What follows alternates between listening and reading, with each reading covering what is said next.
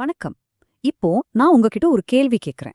1964 December 22ஆம் தேதி ஒரே ஒரு ராத்திரியில ஒரு முழு நகரமே அப்படியே கடலுக்குள்ள மூழ்கி தடம் தெரியாம மறைஞ்சு போயிடுச்சுன்னு சொன்னா நீங்க நம்புவீங்களா?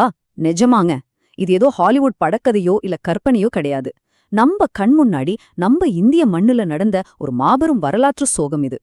நம்மளோட இந்த விளக்கப்பதிவுல ஒரு காலத்துல ரொம்பவே பரபரப்பா இயங்கிட்டு இருந்த தனுஷ்கோடி இன்னைக்கு எப்படி ஒரு கோஸ்ட் டவுன், அதாவது ஆள் அரவமே இல்லாத ஒரு பேய் நகரமா மாறுச்சு அப்படிங்கிற வரலாற்றை பத்தி தான் ரொம்ப ஆழமா பார்க்க போறோம். அந்த இருண்ட ராத்திரியில நடந்தது வெறும் இயற்கையோட சீற்றமா, இல்ல அதுக்கு பின்னாடி வேற ஏதாச்சும் மர்மம் இருக்கா? வாங்க ஆதாரங்களோட அலசுவோம். Nothing but dust remains.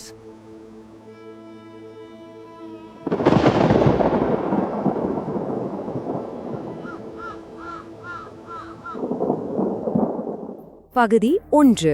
பரபரப்பான துறைமுக நகரம். சரி, முதல்ல அந்த நகரம் எப்படி உருவாச்சு, எப்படி இருந்துச்சுன்னு பாத்திரலாம். இன்னைக்கு தனுஷ்கோடி அப்படின்னு சொன்னதுமே நம்ம எல்லாருக்கும் உடனே ஞாபகத்துக்கு வர்றது அந்த பாழடைந்த கட்டடங்களும் இடிபாடுகளும் தானே. ஆனா இந்த அழிவுக்கு முன்னாடி அந்த ஊர் எப்படி இருந்துச்சு தெரியுமா? தமிழ்நாட்டுக்கு தென்கோடியில ராமேஸ்வரத்துக்கு பக்கத்துல ரொம்பவே பிஸியான ஒரு துறைமுக நகரமா அது இருந்துச்சுங்க. ஒரு பக்கம் பள்ளிக்கூடங்கள், தேவாலயங்கள், சந்தைகள்னு மக்கள் ரொம்பவே சந்தோஷமா வாழ்ந்துட்டு இருந்தாங்க. ஆனா இன்னொரு பக்கம் இன்னைக்கு நாம நேர்ல பாக்குற அந்த உறைந்து போன அமைதி, வெறும் இடிபாடுகள். இந்த ரெண்டுக்கும் நடுவுல இருக்கிற அந்த அதிரடியான மாற்றம் இருக்கு பாருங்க, அது சும்மா காலப்போக்குல ஏற்பட்டது கிடையாது. ரொம்பவே கொடூரமான ஒரு ராத்திரியோட விளைவு அது. அந்த காலத்துல தனுஷ்கோடியோட உயிர் நாடியே இந்த போட் மெயில் அப்படின்னு சொல்லப்படுற ரயில் சேவை தாங்க. இது ஏதோ சாதாரண ரயில்னு நினைச்சிடாதீங்க. சென்னையில இருந்து தனுஷ்கோடி வரைக்கும் ரயில் மூலமாவும் அங்கிருந்த கப்பல் மூலமா நேரா இலங்கைக்கும் மக்களை இணைச்ச ஒரு பிரம்மாண்டமான சர்வதேச போக்குவரத்து வசதி இது.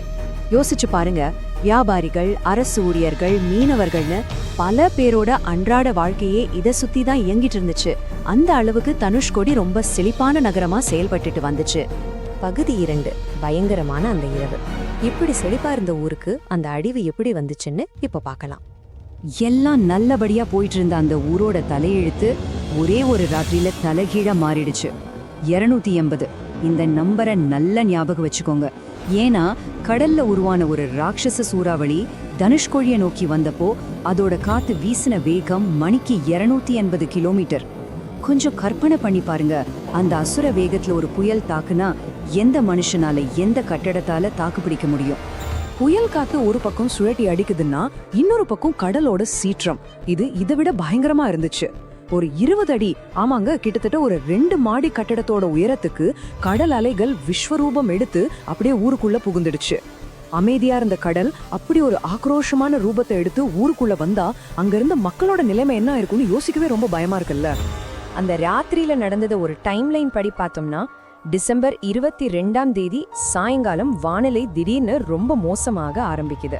அப்புறம் இரவு நேரத்துல அந்த மாபெரும் சூறாவளி கரையை தாக்குது. சரியா நள்ளிரவு நேரத்துல அந்த 20 அடி உயர ராட்சச அலைகள் மொத்த ஊரையும் ஈவு இரக்கமே இல்லாம முழுங்குதுங்க.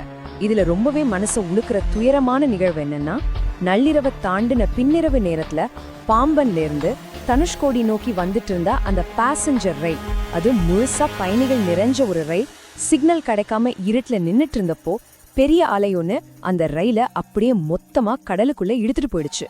ஒரே ஒரு இரவு மொத்த ஊரும் கடலுக்கு அடியில நிரந்தரமா காணாம போயிடுச்சு. பகுதி 3. உயிரிழப்புகளும் மர்மங்களும். அந்த பேரழிவுக்கு அப்புறம் என்ன ஆச்சுன்னு பார்க்கலாம். விடிஞ்சதுக்கு அப்புறம் தனுஷ்கோடிக்கு வெளிச்சம் வரல, வெறும் அதிர்ச்சியும் அழுகையும் தான் மிஞ்சிச்சு. இந்த கொடூரமான பேரழிவுல எத்தனை பேர் தங்களோட உயிரை விட்டாங்க அப்படிங்கிற துல்லியமான கணக்கு இன்னைக்கு வரைக்கும் முழுமையா யாருக்கும் தெரியாது. சில அரசு ஆவணங்கள்ல 1500 பேர் இறந்திருக்கலாம்னு சொல்றாங்க. ஆனா அந்த ரயில்ல வந்தவங்க, நள்ளிரவுல வீடுகள்ல தூங்கிட்டு இருந்த உள்ளூர் மீனவர்கள், வியாபாரிகள்னு கணக்குல வராத பல நூறு உயிர்கள் அந்த அலைகள்ல நிரந்தரமா புதைஞ்சு போயிருக்கலாம். சோ உண்மையான பழி எண்ணிக்கை இதை விட பல மடங்கு அதிகமா இருக்கும் தான் பலரும் நம்புறாங்க. இப்போ நான் சொல்ல போறது கொஞ்சம் அமானுஷ்யமா இருக்கலாம். ஆனா அந்த புயல்ல தப்பி பிழைச்சவங்க பல பேர் அந்த பேரழிவுக்கு அப்புறம் வானத்துல சில வித்தியாசமான ஒலிகளை பார்த்ததாகவும், புயல் அடிக்கும்போது இயற்கைக்கு சம்பந்தமே இல்லாத சில விசித்திரமான சத்தங்களை கேட்டதாகவும் சொல்றாங்க. இன்னைக்கு வரைக்கும் கூட அந்த இடிஞ்சு போன தேவாலயத்துக்குள்ள சில நிழல்கள் நகர்வதா, ஆவி நடமாட்டம் இருக்கிறதா வதந்திகள் பரவிட்டு தான் இருக்கு. எல்லாவற்றுக்கும் மேலாக அந்த பகுதி முழுவதும் நிலவர ஒரு இயற்கைக்கு மாறான, ரொம்பவே அச்சுறுத்துற ஒரு மரண அமைதி அது இன்னும் திகழ ஏற்படுத்துது. பகுதி 4, அழிவிற்கான காரணங்கள், 4 முக்கிய தியரிகள். இந்த நிகழ்வுக்கு பின்னாடி இருக்கிற காரணங்களை பத்தி ஆய்வாளர்களும் மக்களும் என்ன சொல்றாங்கன்னு அலசுவோம். வரலாற்று ஆய்வாளர்கள், விஞ்ஞானிகள், அப்புறம் உள்ளூர் மக்கள்னு பலரும் 4 வெவ்வேறு விதமான காரணங்களை முன்வைக்கிறாங்க. அதுல முதல் தியரி பாத்தீங்கன்னா முழுக்க முழுக்க அறிவியல் பூர்வமானது. அதாவது இது ஒரு எதிர்பாராத இயற்கை பேரழிவு.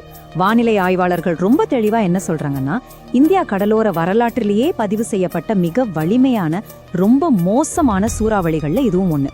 கடல்ல ஏற்பட்ட ஒரு அசாதாரணமான காற்றழுத்த தாழ்வு நிலை யாரும் எதிர்பார்க்காத வகையில நகர்ந்து வந்து இந்த மாபெரும் அழிவை ஏற்படுத்திடுச்சு. இதுதான் அறிவியல் வைக்கிற முதல் வாதம். 2வது தியரியும் அறிவியலை மையமா வச்சதுதாங்க. அது என்னன்னா, தனுஷ்கோடியோட புவியியல் அமைப்பு. தனுஷ்கோடிங்கிறது 2 பக்கமும் கடலால் சூழப்பட்ட ரொம்பவே குறுகலான ஒரு நிலப்பரப்பு. அது மட்டும் இல்லாம நீண்ட காலமாவே உலக அளவுல கடல் மட்டும் உயர்ந்துட்டு வர்றதும், அந்த நிலப்பரப்போட அமைப்புல ஏற்பட்ட நுட்பமான புவியியல் மாற்றங்களும் சேர்ந்து இப்படி ஒரு புயல் வரும்போது அதை தாங்கிக்க முடியாத அளவுக்கு அந்த இடத்த ரொம்பவே ஆபத்தானதா மாற்றிடுச்சுன்னு புவியியலாளர்கள் விளக்குறாங்க. ஆனா 3வது தியரி இது அறிவியல் கிடையாது, மக்கள் மத்தியில ஆழமா வேரூன்றி இருக்கிற ஒரு விஷயம். ஒரு சில தரப்பு மக்கள் இது ஒரு சாபம் அல்லது தெய்வீக தண்டனை அப்படின்னு நம்புறாங்க.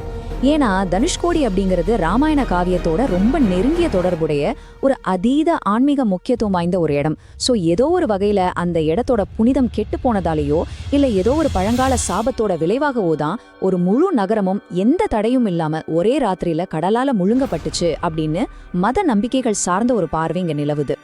கடைசியா 4வது தியரி. இது கொஞ்சம் அமானுஷ்யமானது. இப்பவும் கூட ராத்திரி நேரத்துல தனுஷ்கோடியில தங்குறதுக்கு யாருக்கும் அவ்வளோ சீக்கிரம் தைரியம் வராதுங்க. அப்படியே மீறி போறவங்களும் இல்ல அங்க மீன் பிடிக்கிற மீனவர்களும் நள்ளிரவு நேரத்துல அலறல் சத்தங்கள் கேக்குது, மனுஷ குரல்கள் கேக்குது, சில நிழல்கள் நகருதுன்னு உறுதியா சொல்றாங்க. அந்த பயங்கரமான ராத்திரியில துடிதுடிச்சு இறந்த உயிர்களோட ஆன்மாக்கள் இன்னும் அந்த இடத்துல தான் சுத்திட்டு இருக்கு அப்படிங்கிற இந்த அமானுஷ்யவாதமும் ஒரு பக்கம் இன்னைக்கு வரைக்கும் தொடர்ந்துகிட்டு தான் இருக்கு. பகுதி 5, இன்றைய பேய் நகரம். சரி, இப்போ தனுஷ்கோடி எந்த நிலைமையில இருக்குன்னு பாப்போம். இந்த அழிவுக்கு காரணம் அறிவியலோ இல்ல அமானுஷ்யமோ, ஆனா விளைவு ஒண்ணுதான். இன்னைக்கு தனுஷ்கோடியோட யதார்த்த நிலைமை இதுதாங்க. அரசாங்கம் அதிகாரப்பூர்வமா இத ஒரு கோஸ்ட் டவுன், அதாவது பேய் நகரம்னு அறிவிச்சிட்டாங்க. அங்க புதுசா வீடுகள் கட்டவோ நிரந்தரமா மக்கள் குடியேறவோ அரசாங்கத்தோட கடுமையான தடை இருக்கு. இப்போ அது வெறும் பகல் நேரத்துல மட்டும் சுற்றுலா பயணிகள் போய் பார்த்துட்டு வர்ற ஒரு இருண்ட நினைவு சின்னமா மாறிடுச்சு. கூரையில்லாத அந்த தேவாலயங்களும் உடைஞ்ச செங்கற்களும், ஒரு காலத்துல பரபரப்பா இயங்கிட்டு இருந்த பாழடைந்த அந்த ரயில் நிலையமும் அந்த பயங்கரமான டிசம்பர் ராத்திரிக்கு மௌன சாட்சிகளா இன்னைக்கும் கடலை விரிச்சு பார்த்தபடி நிக்கிறத நம்மால பார்க்க முடியும். இந்த தரவுகள், வதந்திகள், அறிவியல் பூர்வமான விளக்கங்கள், இது எல்லாத்தையும் ஒட்டுமொத்தமா வச்சு பார்க்கும்போது நம்ம மனசுக்குள்ள ரொம்ப ஆழமா ஒரு கேள்வி மட்டும் எழும்பிக்கிட்டே இருக்கு. அது ஒரு சாதாரண சூறாவளியா அல்லது இன்னும் புரியாத ஒரு மர்ம சக்தியின் விளைவா? நீங்களே கொஞ்சம் சிந்திச்சு பாருங்க. இதே மாதிரி சிந்திக்க தூண்டுற சுவாரஸ்யமான இன்னொரு விளக்க பதிவுல நம்ம திரும்பவும் சந்திப்போம். ரொம்ப நன்றி.